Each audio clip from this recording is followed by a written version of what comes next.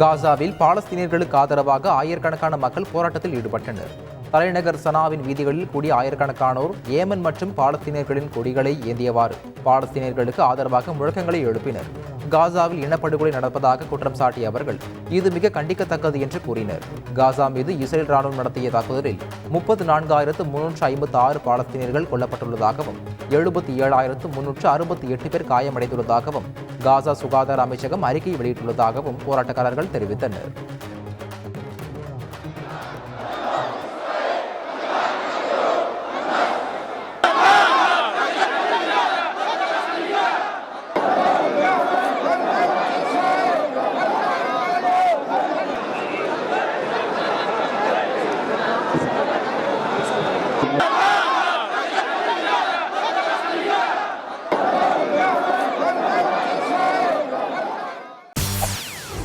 செய்திகளை உடனுக்குடன் தெரிந்து கொள்ள உடனே சப்ஸ்கிரைப் பண்ணுங்க.